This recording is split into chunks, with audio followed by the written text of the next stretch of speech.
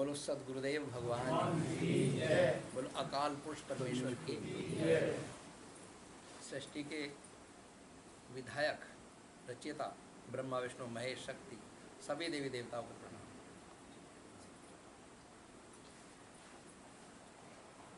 भगवान को सब लोग क्यों पूजते हैं, क्यों मानते हैं, क्या जरूरत पड़ गई? इस दुनिया में यदि मौत ना होती तो भगवान को पूजने वाला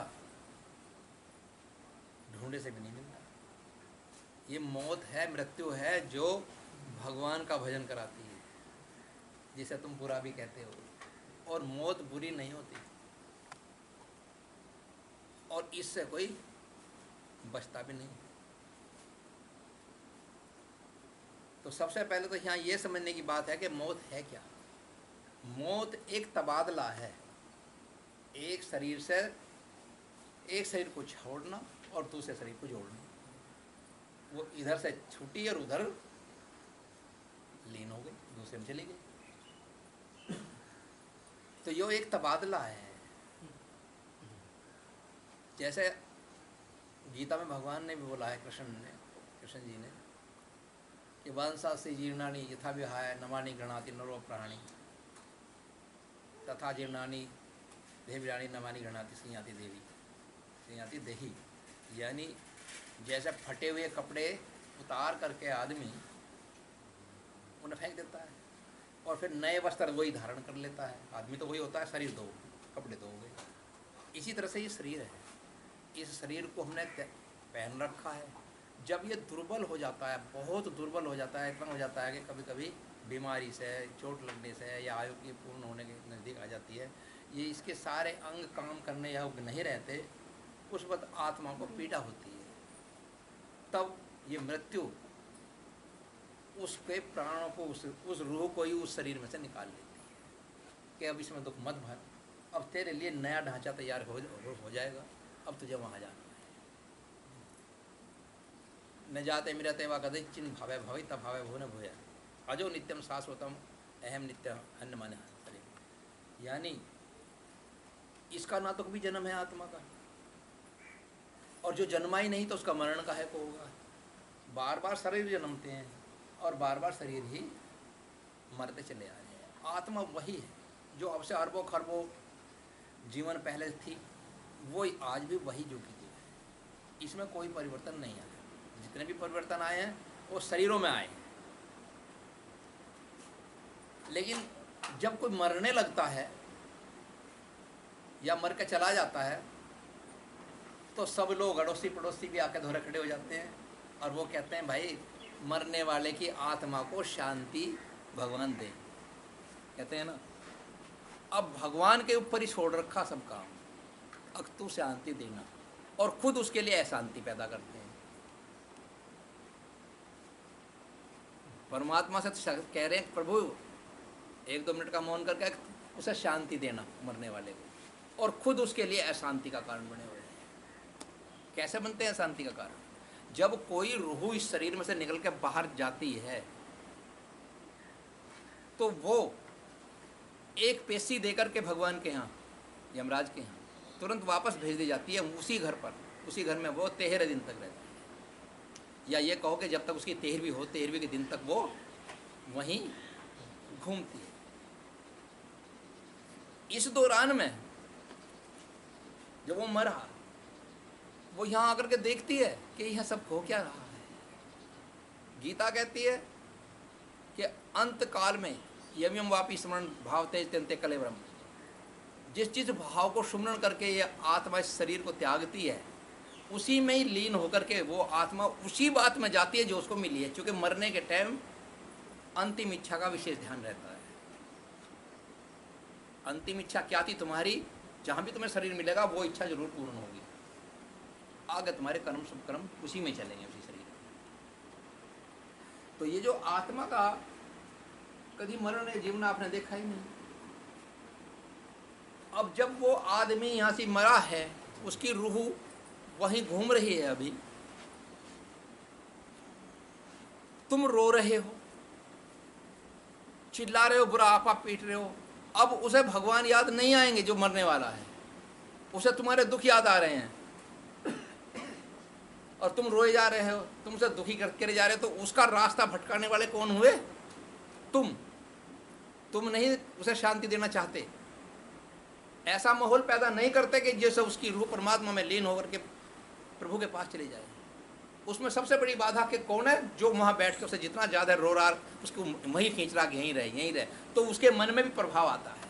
क्योंकि ऐसा है, ठंड जब वायुमंडल में होती है और तुम निकलते हो तो ठंड तुम्हें भी लगेगी। आकाश के पास चले जाओगे तो आकाश की शीतलता रात को तुम्हें भी लगेगी। किसी पेड़ में फूल खिले हुए हैं किसी बाग में, अगर तुम वहाँ चले जाओगे, मत तोड़ो फूल, मत सूंघो, फूल की सुगंधता तुम्हारे अंदर चली जाएगी, है ना। इस तरह से वो जो कुछ देख रहा है कि ये मेरे लिए रो रहे हैं, ये कर रहे हैं, वो अपने उस बात को, अपने रास्ते को भूल के कि मुझे कहाँ जाना है, वो उस दुख में लीन हो जाता है। इसी चक्कर में वो 13 दिन तक रोते हैं और रोते रोते रोते रोते उसको इतना बेकार कर देते हैं कि उसे भगवान याद नहीं आते, परिवार का छुटना उसको याद आ जाता है और फिर वो रो दुखी होकर के वहाँ से जाती है। जबकि उसे ये कार्य करना चाहिए हर गृहस्थी के आदमी को। ये मैंने सरदारों में देखा है, जब कोई मुर्दा मरता है, मरने से पहले ही उसके पास बैठ करके प्रभु के नाम का सुमरन चलता है, प्रभु के नाम के गुणगान की चर्चा चलती है, ताकि मरने वाले के मन में प्रभु का नाम आ जाए। तो वे दे रहे हैं सच्ची शांति और तुम उसके नरक को रोक रहे हो कि तो वो नरक में जाएगा फिर वो तो बेचारा। और वो जो उनका भगवान ने उनकी भक्ति कर दी उसने मृत आत्मा की, वो फिर शरीर छूटते के साथ ही परमात्मा के धाम निकल जाए, जो कि उसको तुमने यही भर दिया है। तो सच्ची शांति तुम नहीं दे रहे हो उसे, सच्ची शांति भगवान पर सौंप दी, तुम दे दीजिए इसे, और वो तो कर्मों के अनुसार देगा, वो तो कर्मों के अनुसार देगा शांति, जैसा जिसका कर्म है वैसा मिल जाएगा। तुम तो उसको कम से कम शांति दो। अरे वो जा रहा है, विदाई करो उसकी, और ऐसी विदाई करो कि जिससे वो अपने स्वागत से खुश हो। और जो यहाँ स्वागत होकर के मरता है, स्वागत में जाता है, तो आगे भी उसका पुर्जा तैयार खड़ा हो लग रहा है ढांचा किसी माता के गर्भ में, वो उसे वहाँ जाना है, वहाँ भी उसका स्वागत होगा। बहुत दिन पहले से ही इच्छा लगने लगती है कि भाई हमारे घर एक मेहमान आने वाला है, छोटा बच्चा आने वाला है, तैयारियाँ होने लगती हैं, वहाँ भी उसका स्वागत हो रहा है ना। और यहाँ तुम उसे दुखी कर रहे हो। जब तुमने यहाँ उसका स्वागत नहीं किया तो वो ऐसी योनियों में चला जाता है, पशु पक्षी या जीव जंतुओं की योनियों में, कि वहाँ उसका स्वागत कौन करेगा? क्योंकि तुमने ही स्वागत नहीं दिया उसे, तुमने ही शांति नहीं दी, तो उसे शांति कहाँ मिलेगी? पहले युगों में ऋषि मुनि भी ऐसा ही करते थे। अंतिम समय में जो अवस्था होती थी, भगवान का गुणगान, कीर्तन, भजन, सत्संग चला करते थे और उसी के दौरान उसके प्राण निकला करते थे। फिर वो उसी में लीन होता हुआ ब्रह्मलोक तक पहुंचता था। और जो ब्रह्मलोक का भी वासी है, यहां ब्रह्मलोक की यात्रा कर ली है, जितनी यात्रा कर ली वो वहां पहुंच तो जाएगा, मगर तुमने जो उसको कलेश दिया हुआ है, वो कलेश बीच में भोगना पड़ेगा उसको। जो तुमने उसकी वृत्ति संसार में वापस खींची है, उतने दिन उसको रुकना पड़ेगा रास्ते में। जब वो पूर्ण हो जाएगा तब वो वहां से आगे बढ़ेगा। इसलिए उसकी विदाई करो। मृत्यु की भी तैयारी करनी पड़ती है। अभी तुम्हारा ब्याह होने लगो, बड़ी बड़ी तैयारी करोगे, घर की साज सजावट सब अपना पुताई रंगाई सब चलेगी, खाना पीना अच्छा बनेगा, और क्या नाम, उस दिन तो जने क्या क्या लगेंगे, टैंक में ढोल ढमाके, जने क्या क्या होगा, है ना। क्यों? स्वागत करना है ना, बारात, आज बारात आनी है या उसी की जानी है, तो उन तरफ भी स्वागत होता है। ऐसी तुम भी मृत्यु की तैयारी करो। मृत्यु की जो तैयारी करके नहीं जाता, वो दूसरी योनियों में चला जाता है, वहाँ दुख भरता है। मृत्यु की तैयारी क्या है? अपनी आत्मा के अंदर के जितने भी कपाट, जितने ताले यहाँ लगे हुए हैं, वे ताले खोलते चले जाओ, एक एक ताला खोलते चले जाओ, उसे यहीं मुक्त कर दो, उसकी तैयारी पूरी हो गई। जब उसकी तैयारी यहाँ पूरी हो गई, अब वो तुम्हारे रोने धोने में नहीं फंसेगा। शरीर छूटा और लौट के भी नहीं आएगा तुम्हारे 13 दिन के लिए घर में, सीधा वापस परमात्मा के यमराज के फैसले के अनुसार उसे, जिसका वो भक्त है उसी को, ब्रह्मा को, विष्णु को, शिव के द्वारा उसकी व्यवस्था हो जाती है। जो मोक्षगामी है उसको वे भी मोक्ष के लिए भेज देते हैं। तो ऐसी स्थिति को तुम सब संभालो, मृत्यु की तैयारी करो, इसमें शुभ कर्म भरो।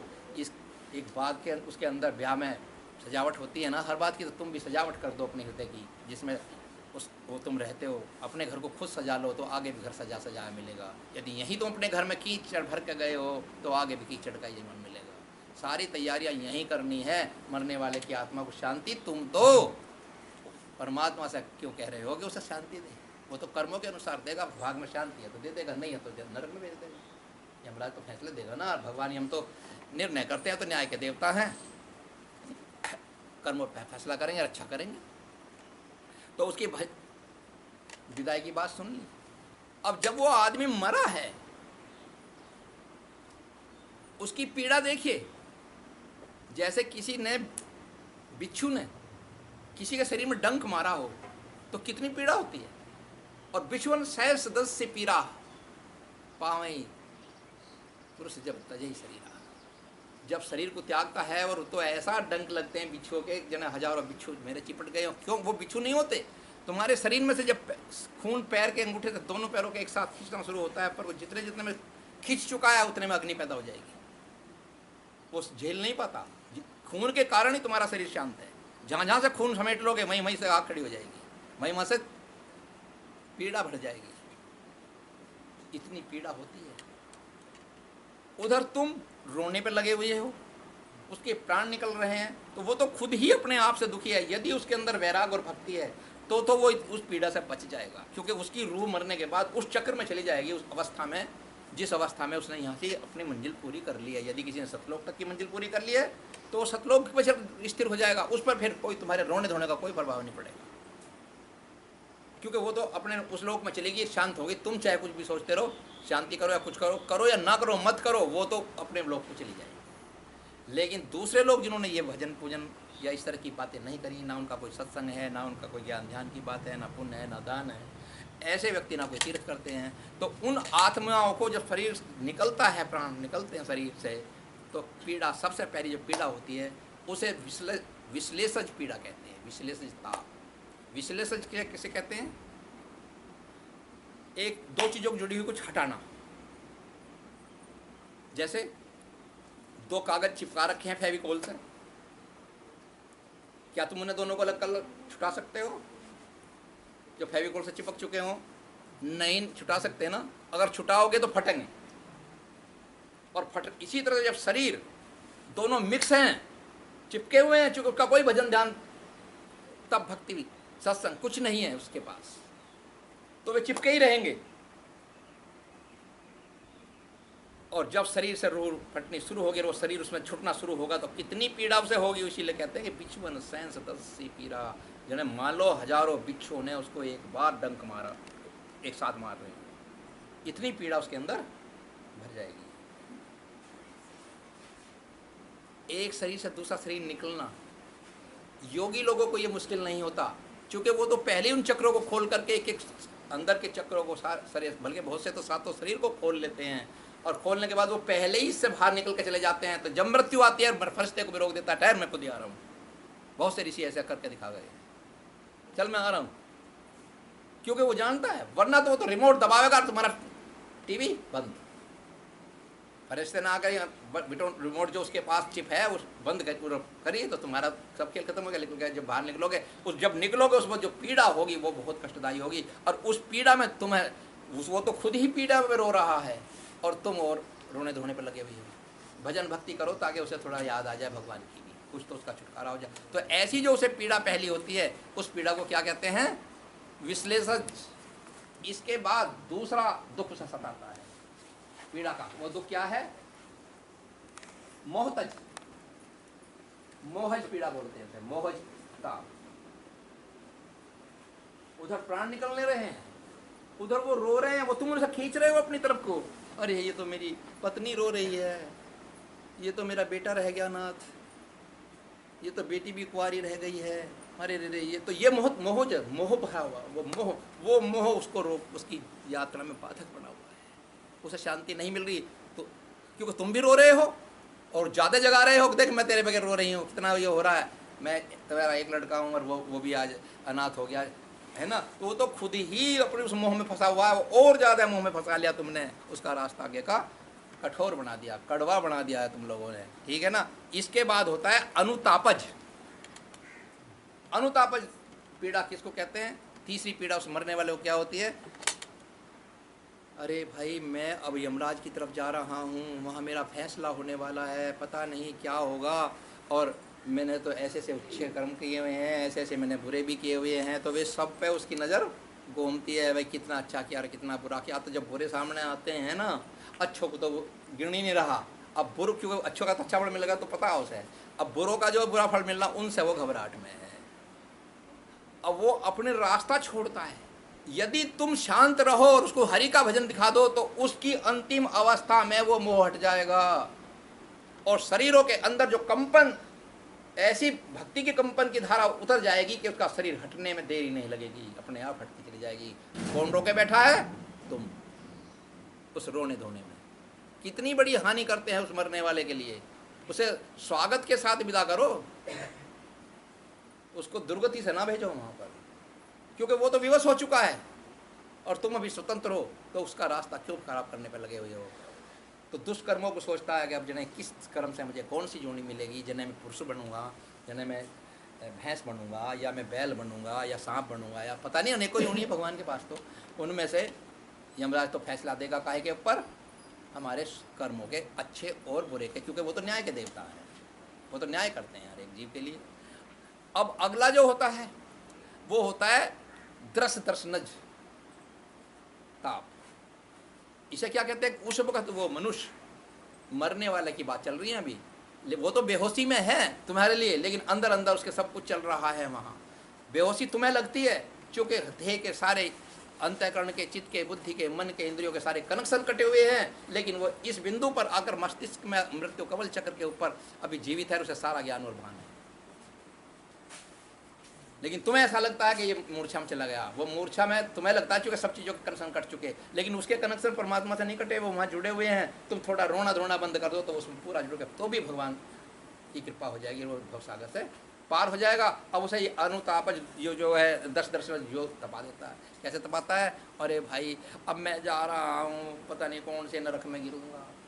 नरक कोई वहाँ से बिल्डिंग नहीं बनी हुई है कि उसमें छोड़ दिया, नरक बिल्डिंग ही है, लेकिन ये शरीर है वही बिल्डिंग। गाय का, भैंस का, सांप का, कुत्ते का, बिल्ली का, ये सब योनियाँ तो है, यही तो है नरक। इन नरकों में डाल दिया जाता है, कहते हैं नरक में भेज दिया, इन योनियों में भेज दिया। अब वो वहाँ दुखी होता है, सुखी होता है, वहाँ कर्म का हिसाब छटेगा, वहाँ तो कर्म के हिसाब से चलता है। इसलिए मृत्यु केवल इंसान की ही नहीं होती कि मनुष्यों की होती है, जीवधारियों की होती है, तुम शरीरधारियों की। ये जो पेड़ है ना, इनकी भी होती है, और इनके अंदर भी वही शरीर है जो तुम्हारा है। तुम्हारे साथ शरीर है तो इसके भी साथ ही शरीर है, साथ परतों में चलता है। इसी के अंदर नस और नाड़ी हैं, जैसे तुम्हारे अंदर भी नस नाड़ी हैं, इसी तरह से इसके अंदर भी नस नाड़ी और सांस दिया जाता है। नस नाड़ियाँ तुम खूनों लेके चलती हैं तुम्हारा, और उसका पानी लेके चलती हैं, जो अंदर ही अंदर सींच करके और बेल तक पहुँचाती हैं, ऊपर आखिर पत्ते तक पहुँचाती है ना। तो नस नाड़ियाँ उसमें भी बनाई हैं परमात्मा ने, उसमें भी, क्योंकि शरीर वही है, बस उनका ढंग, आकार ये बदल गया है। वो शरीर हो गया उसका, उसमें वो रूह जा रही है इसी तरह से, और उसी के अंदर सांस भी चलता है, सांस भी चलता है। पेड़ सांस लेते हैं, वो ऑक्सीजन को छोड़ते हैं और कार्बन डाइऑक्साइड को ग्रहण करते हैं। सांस उनके अंदर भी चल रहा है। हम उल्टा कर, ये सुद्धा कर रहे हैं, बल्कि हमारे से उल्टा हो रहा है कि हम ऑक्सीजन खींचते हैं और कार्बन डाइऑक्साइड को बाहर निकालते हैं, और ये कार्बन को खींचते हैं, ऑक्सीजन को छोड़ते हैं, और वो हमारे लिए जीवन का कारण बनता है। तो इनका भी स्वागत कीजिए। इनके अंदर भी ये भी जीव है, जैसे तुम हो, उसे ये शरीर मिला हुआ है, इसी के जीवाणु से कभी कभी आप देखोगे कि पेड़ के अंदर भी जीव बन जाता है, कीड़ा पकेड़ा कुछ ना बन जाता है, बहुत से फलों में कीड़ा बन जाता है। क्यों? हर चीज़ जीव है, हर चीज़ चैतन्य है, हर चीज़ के अंदर उसकी एक आत्मा है। उस आत्मा का हमेशा शरीरों में स्वागत कीजिए। वृक्षों का भी स्वागत हमें करना चाहिए। संत ऋषि मुनि ये पीड़ा से मुक्त होते हैं, क्योंकि वो पहले से ही कण कण में ईश्वर का वास देखते हैं। उनकी रग रग में भगवान का नाम समाया होता है। उनकी नज़रों में ना कोई दुष्ट है और ना कोई उनके सामने भला है, बल्कि दोनों के सामने, दोनों अवस्था में उन्हें तो भगवान दिखाई देते हैं। वो चांडाल में भी भगवान को देखते हैं। इसलिए वो इस मोह से, इस बंधन की पीड़ा से मुक्त हो जाते हैं। है ना। अब जो भावना तुमने यहाँ रोए धोए, ये रोए न धोने की आत्मा, उसका शरीर निकल गया बाहर, और 13 दिन तक वो यहाँ तुम्हारे घर में घूमती रही और तुम फिर भी रोते रहे, तो इसका प्रभाव उसकी अंतिम यात्रा में किस प्रकार पड़ता है। ईसाइयों में चर्च में जाते हैं, हर बच्चा जाता है, लेकिन हिंदुओं में हर बच्चे को रोका भी जाता है। क्या करेगा जाके, क्योंकि वो ज़्यादा बड़ा है, उसे वो उसका मार्ग बच्चे का यहीं से ख़त्म करना शुरू कर देता है, यहीं से ख़त्म कर देता है उसको कि क्या भगवान गान के चक्कर में पड़ा, नरक बते रहे उनमें जाइए। नेगेटिव रूप तो यही है ना, तो नरकों में जाइए, वहाँ क्या रखा, भजन भक्ति में जा रहा, उसे दूसरी चीज़ में लगा देंगे। तो चर्चों में कुछ बच्चियाँ, छोटी छोटी बच्चियाँ, 9 वर्ष की, 10 वर्ष की, 11 वर्ष की, वो उनके यहाँ मोमबत्ती जलाई जाती है। वो अपने हाथों में मोमबत्ती लेकर के, जली हुई मोमबत्ती, वे 3 लाइनों में वे लड़कियाँ, 10-20 लड़कियाँ जा रही थी चर्च के लिए, अपने गिरजाघर के लिए। जब रास्ते में जा रही थी तो एक बच्ची उनमें ऐसी थी, उसकी सबकी बत्ती जलती जा रही थी और उसकी बार बार बुझती थी, फिर वो दूसरे की बत्ती से जलाती थी, लेकिन जब चलती थी तो फिर बुझ जाती थी। जब बुझ जाती थी तो वो बहुत दुखी हो गई, कह लगे ओ भगवान, ये क्या हो रहा है, जो मेरी बत्ती जलती ही नहीं है। वो कौन सी रूहें हैं, जो शरीर छोड़ चुकी हैं बच्चियां, अपने मंदिर में रूह आ रही हैं, अपने मंदिर में रूहें आ रही हैं। उसी उनके लिए तो शरीर वहाँ भी है ना, सूक्ष्म शरीर, एक ही तो छुटा उन बच्चियों का, उसमें भी वो चिराग लेकर के वहीं जा रही हैं मंदिर में भगवान को आरती करने के लिए। एक बच्ची की नहीं जल रही, तो वो दुखी हो गई और उसके आंसू आने लगे, वो बत्ती नहीं जली इसकी। उनके पिता उस लड़की से बहुत प्यार करते थे, अचानक उनके लिए तो सुकून हो गया, छुटना उसके पिता के लिए, और उस लड़की के लिए हकीकत होगी, रूह उसके पिता की वहाँ उनसे मिलन हुआ। इनके लिए सुपना चल रहा है, सुपने में वो रूह मिल रही है। जब मिल रही है तो उसने कहा, पिता ने जाकर के, बेटी ये सबकी बत्तियां जलती जा रही हैं, तेरी बत्ती नहीं जल रही है, मोमबत्ती तू भी गिरजा में जाना, इन्हें जला लेना। क्या लगी, बाबा क्या करूं, मैं तो जलाऊं और ये जलें भी, पर तुम नहीं जलने देते। उन्होंने कहा, बेटी मैं कैसे रोक रहा हूँ, उन्होंने कहा सब तुम्हारी मेहरबानी है जो नहीं जल रही, अगर तुम ये रोना धोना कर दो, क्योंकि मैं तुम्हें बहुत प्रिय थी और तुम मेरे ये कहा करते थे कि बेटी तेरे बगैर मैं जी भी नहीं सकता, तुम मेरे लिए रोए बैठे हो, रोते रहे हो, तुम्हारे वे आंसू पड़ते हैं मेरी मोमबत्ती के ऊपर और वो बुझ जाती है बार बार, तुम अपने आंसू बंद कर दो, मैं आज़ाद हो जाऊंगी और मेरी मोमबत्ती भी जलेगी। यहाँ का रोना धोना वहाँ भी पीछा नहीं छोड़ता। मैंने खुद मर करके देखा, 2 बार मैं मरा, कफन तक का डाला गया, चलने की तैयारी भी हुई, लेकिन कुछ ऐसी घटनाएं घटी कि फिर जीवित। एक घटना मैंने देखा कि मृत्यु का सुख वहाँ तो देखा, बच्चा उम्र था, लेकिन फिर मैंने सोचा कि अब तो मैं अच्छी तरह से सब कुछ समझता हूँ, मर करके ही देखा तो मैंने देखा मेरा शरीर अलग पड़ा है, मैं अलग खड़ा हुआ हूँ। खूब देखता रहा, मैं पूरी जानकारी की, तब मैंने मृत्यु के ऊपर लिखना शोध करना शुरू किया कि किसे कह रहे हो कि मौत हो गई, मौत तो शरीर की हुई है, रूह तो जो कि तू है, और उसी शरीर में होती है जो शरीर यहाँ होता है, वही रंग रूप आकार वही होता है। तब मैंने ये लिखना शुरू करा, चूँकि मुझे उसका अनुभव करना था मृत्यु का, वो मुझे संसार को देना था, और वो इस तरह से हुआ और मैंने संसार में वो फिर चीज़ फैलाई कि मृत्यु से डरने की जरूरत नहीं, मृत्यु ही तुम्हारी सच्ची सहेली है। जो तुम्हें कोई आदमी बीमार है, मौत दे करके उसे अगला नया जीवन दे देता है जहाँ बीमारी नहीं होती। यहाँ तुम किसी चीज़ में फंसे हुए हो, किसी में दुर्गति हो रही है तुम्हारी, वो निकाल करके ले जाती है और ले जाने के बाद फिर नया शरीर दे देती है। वो तो नया शरीर देने के लिए आई है, तुम्हारे हित के लिए आई हो यार, तुम उसका भय करते हो, रोते हो। अरे किसके लिए रोते हो? उसके लिए जिसे कोई मार नहीं सकता, जिसको कोई काट नहीं सकता, जिसको अग्नि जला नहीं सकती, पानी गला नहीं सकता, शस्त्र काट नहीं सकता, उसको रो रहे हो तुम। वो अजर अमर आत्मा है, वो पारब्रह्म परमेश्वर का स्वरूप होती है। तो वो मोमबत्तियां, उसके पिता ने कहा, हो बेटी मैं अब तुझे याद नहीं करूंगा, अब मैं जा रहा हूँ उनको, तो पिताजी अब मेरी बंद छूट जाएगी, मेरी बत्ती भी जलेगी। वो वहाँ से सुपन में से एकदम से वापस हो गया, उसकी तो आँख खुल गई होगी, सुपन में जो देख रहा है, और उस बच्चे की मोमबत्ती जल गई। क्योंकि अब उसे पीछे की कौन खींचता है? चुंबक में कोई धागा बंधा हुआ है, चुंबक में कोई रस्सी बंधी हुई है जो लोहे को खींच रही है, तरंगे खींच रही है ना। इसी तरह से ये तुम्हारे यहाँ की तरंगे उस पर जा रही हैं और उसकी तुम्हें बांध रही है, तुम्हारी उसे बांध रही हैं। बिना रस्सी के तुम उन रस्सियों को मत बजाने दो, उसके लिए उसे मुक्त करा दो, उसे आजाद करा दो। जो बच्चा यहाँ तड़पता है, मरता है, तुम रो रहे हैं और बेचैनी से उसका समय पूरा हो गया, 13 दिन का भी, वो निकल कर बाहर जाता है तो पीड़ित होकर जाता है। जहाँ जन्म लेता है वहाँ पर वो चिड़चिड़े स्वभाव का होगा, बचपन से ही चिड़चिड़ा रहेगा और जीवन भर चिड़चिड़ापन नहीं जा सकता उसका। क्यों? क्योंकि तुम नहीं दिया है। अरे रोने वालों, तुम नहीं बिगाड़ा है उसका अगला जीवन, है ना। मरने वाला चला गया, करना था श्राद्ध, उसका सारा क्रियाक्रम जो नियम विधि विधान हमारे वेदों ने शास्त्रों ने झूठो ही लिखा दिया, जीव की गति के लिए लिखाया गया है।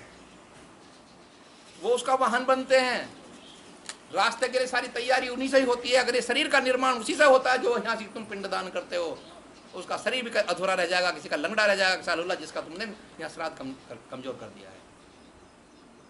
बहुत से लोग मुर्दा मर गया संसार के अंदर, लेके चल दिया रात को, ये नहीं देखा कि भाई रात चल रही है। जो दिन छिपने के बाद में जिसका था संस्कार होता है, वो या तो अंधा होता है या काना पैदा होता है आगे।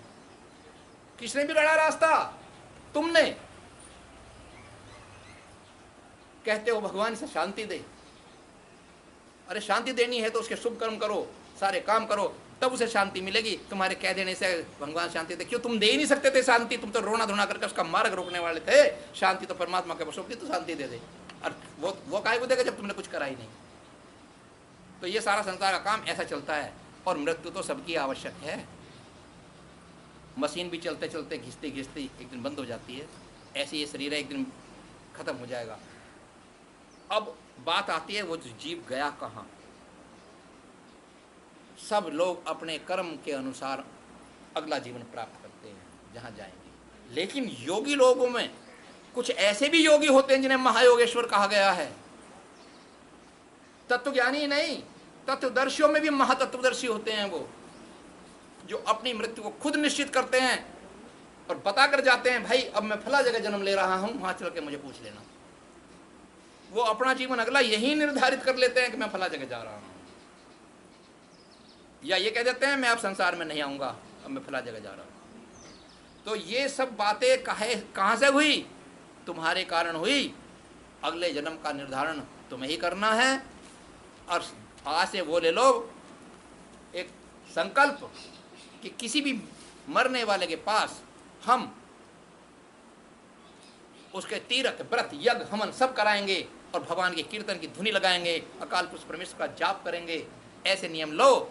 ऐसा नहीं कि रो रहे हैं, आज पंडितों को बुला लिया, 1000 रुपये 10,000 रुपये लूंगा मैं तो, और इसके 11 इतनी कर दूँ या इतने पाठ कर दूंगा गायत्री मंत्र के, और उसने माला घूम रही, नूर बात कुछ और चल रही है। घर की सोच रहा भाई ये कर रहा, सारी माला हुई भी नहीं, कहाँ तुम्हारा काम चल रहा है। अब तो ये भी कहने लगे हैं कि बाहर जा करके घर पे कर लूंगा मैं, रोज रोज मंदिर माना मुश्किल है, और वहाँ एक दिन नहीं करे तो क्या उसको शांति मिल जाएगी?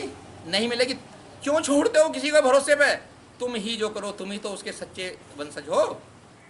तुम करो वो सब काम, तुम ही उसके लिए जाप करो, तुम ही उसके लिए मंत्र करो। जिसने दाग दिया है उसकी जिम्मेवारी है कि मेरे पिता या मेरा माता या मेरा भाई या बहन जो भी आगे गया है उसका रास्ता मार्ग ना रुक जाए। जिसने दाग दिया है ये उसकी जिम्मेवारी होती है कि वो यहाँ उसके सारे क्रियाकर्मों को ठीक करे। और जिसने दागी ने उसका ये क्रियाक्रम नहीं करा है, वो दागी भी उसी गति को प्राप्त होगा जिसको उसका पिता गया है। समझ रहे हो ना मेरी बात को? और मैं ये सारा संदेश तुम्हें कहाँ से सुना रहा हूँ? जहाँ से आ रहा है वो तुम्हारे हृदय में जा रहा है। इसे ग्रहण कर लेना। और जो ग्रहण नहीं करते तो वो रोएंगे। ये तो सराय है जिसको तुम शरीर कह रहे हो। इस शरीर में तो रोज यात्री आते हैं, रोज नए नए शरीर पैदा हो रहे हैं, रोज नए नए यात्री उनमें आ रहे हैं, और कोई सराय कभी किसी को स्थिर रूप से नहीं रोकती। एक दिन ऐसा भी आता है वो चल देता है सराय को छोड़ करके। ये सब शरीर सराय हैं। इसलिए भाइयों, मौत की तैयारी करो, और मौत को अपना परम मित्र बना लो। जो दुश्मन बना लेते हैं उनके साथ वो दुश्मनी बरतती है, और जो उसे मित्र बना के चलते हैं, उसके स्वागत की तैयारी करते हैं, वो आगे तक उसका स्वागत होता चला जाता है। और जहाँ उसकी इंतजार हो रहा है, जिस घर में इसका इंतजार हो रहा है, वहाँ यदि तुम उसे धार्मिक कर्मों के, धार्मिक वृत्तियों का भर करके भेजोगे, तो वहाँ वो भी संत या उच्च कोटि का सज्जन और महापुरुष पैदा होगा। जय सच्चिदानंद। जय भगवान।